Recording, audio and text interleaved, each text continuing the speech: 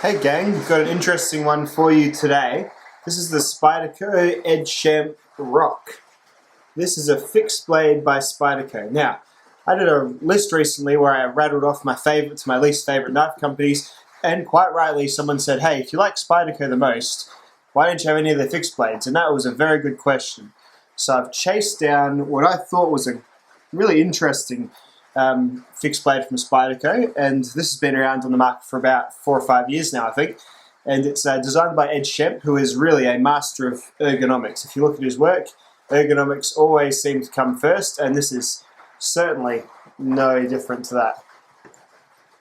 So that's the knife there. I'll just go into the basic specs. You get a 6.5-inch blade of VG10. VG10 is a really sort of mid-range steel in the folding knife world, but it is often used in rather high-end fixed blade knives because its applications are different when you're using it in a more impact or generally a fixed blade type sense. So kind of makes it a different, it's not just automatically middling in full-sized fixed blade knives. I'm just going to dig out the specs from Spyderco themselves because they generally seem to be 100% accurate. So the cutting edge length is a 6-inch cutting edge. The blade length overall is 6.75 inches. The weight of this knife is 9.1 ounces, so 275 grams. The thickness of the blade is 3 millimeters thick, so it's not a super thick blade, as you can see there. It's actually, fairly nimble and thin. Not, thin to the point that it flexes, obviously, but it's about as thin as as a Mora knife or something like that. Another knife that's about as thin as is my Line Steel SR2, which is sort of, for a folding knife, is rather thick. There we go. Comes with a plastic sort of friction fit molded sheath, and the overall length is 12.25 inches, 311 millimeters. I got my Schempp Rock for about $250 from the Tasmanian seller Knife Nut Phil. I think that was his name. And yeah, it's got a really good range of Spyderco products, and it came within 2 days. So it's Friday morning now, and it came on Wednesday. So I've had, I ordered on Tuesday. It's Friday morning now, and it came yesterday. So I've just had yesterday using it, and this is sort of my initial review of the knife, having put some miles on it already. It's been raining non-stop, so I hope the sound doesn't bother you too much. So the facts of the knife, apart from the specs which I've already read, it's got a fairly kukri-esque appearance. It's got this sort of heavy forward belly, which does make it slightly blade heavy in the hand. There is a real lightness and nimbleness to it though, especially when when you see it from the side, you figure it's going to be a lot heavier than it actually is. It's got sort of a flat, I guess it's like a saber. It's a really high saber grind. So that's kind of straight down there from this shoulder here. And then it's got this sort of mild shoulder here to support the blade and perhaps battening purposes or something similar to that. The handle is the FRM that you find on the Spyderco Delica and Endura series, and it's got that volcano type grip where they say the center point here, all the little nodes pointing away from that raise one way, and pointing away from that and that way raise another way. So it is very, very grippy material. It is quite a unique handle, and it is very much restricted to people who may have probably large size or smaller hands. If you've got extra large hands, you're probably going to get cramped on this one, so it's definitely something to think about. This is a knife, unless you'd be pretty happy that your hands are about my size, so I just wear the large sort of what are they, disposable gloves.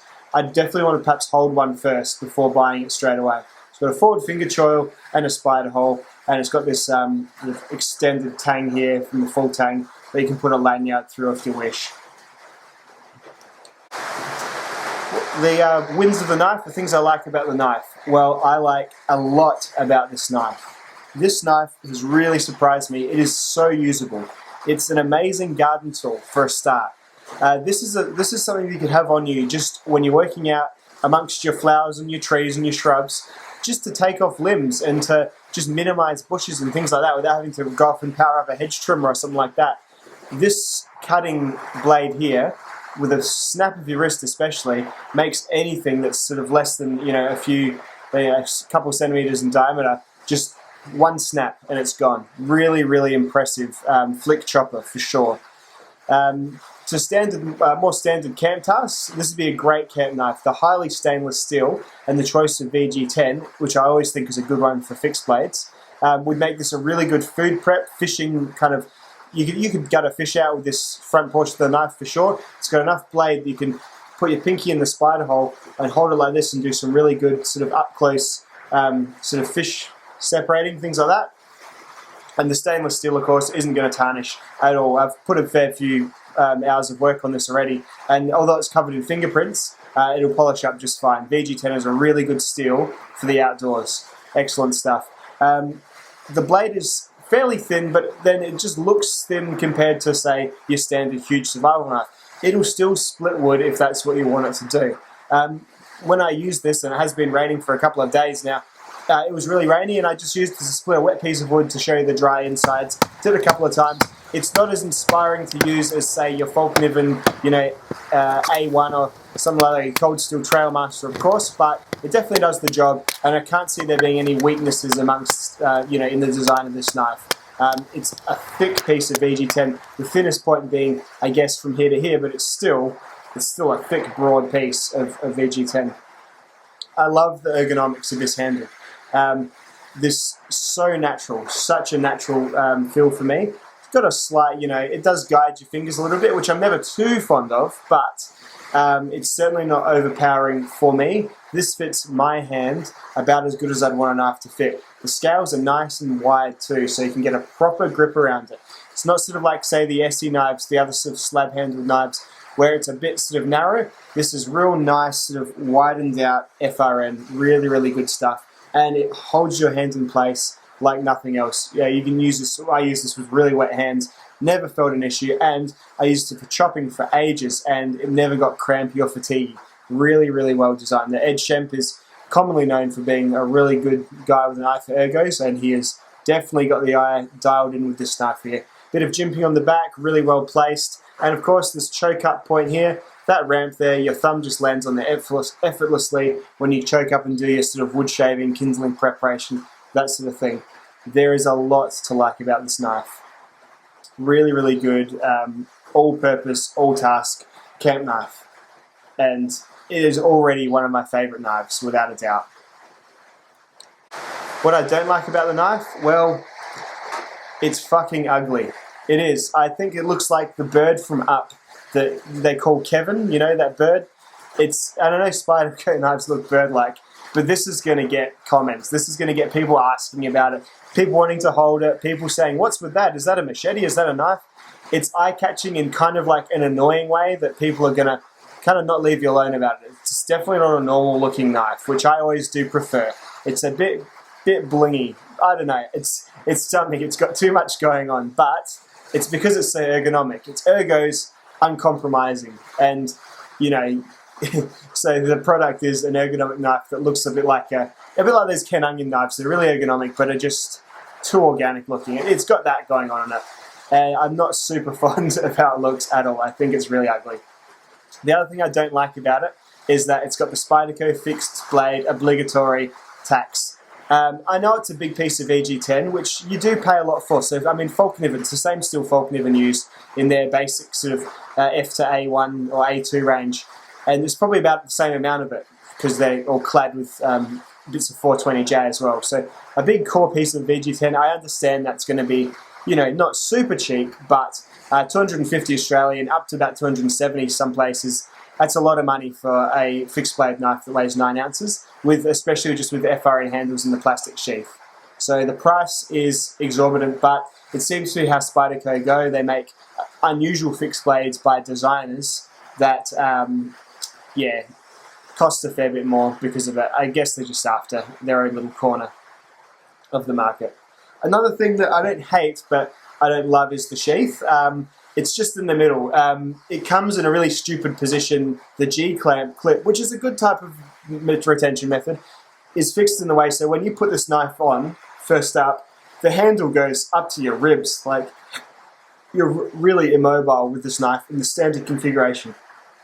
The thing about the G-clip though, you can get your number 10 Torx wrench out, and you can have a bit of a fiddle and get it into an angle that you like. So I've kind of gone with a more, I've got the knife tip pointing down towards my crotch, more of a sideways draw. You could even put it across the other side and have a cross draw. Works for me. I can lean over and maneuver around with the sheath on without it bothering me too much at all. So that's another thing that's neither here nor there, but I thought I'd just raise. So what I don't like is hideous, I think, personally, and it's just expensive for what it is. I'd rather see it probably about $70 cheaper or something like that, It's a Japanese-made knife, so I understand it's not made in China, so they perhaps can't do the manufacturing so cheap, but I think there is probably just a bit of a tax on their fixed blades. They seem to be. I mean, the Bushcraft's hugely expensive. Even the really lightweight, what are they called, those Bill Moran's, really expensive knives for what they are. Even the Enough, it's still VG10, $150 for about that much of it. Just different, worth noting. Overall, I really like this knife. I think it's one of my favorites already, and I think I'm going to use it a lot. You know what, I said it's ugly, but if you're just taking it out, especially if you're using it by yourself, knives don't have to be gorgeous. I'll hold it up to a couple of, better looking and, similar type of knives. So let's get out, say, a Falkniven A1. I'll show you next to that. So it's kind of in that class of knife. That's the Falkniven A1 there. And this is the Cold Steel Trailmaster, which I'll fit in frame below it. So you can see the Trailmaster is, quite huge, really. That's got the 9-inch blade. This has got about the 6 to 7 inch blade, and this is just a 6-inch blade here on the Falkniven. So it's I know that glare is killing it. Sorry, Trailmaster ruins all your shots.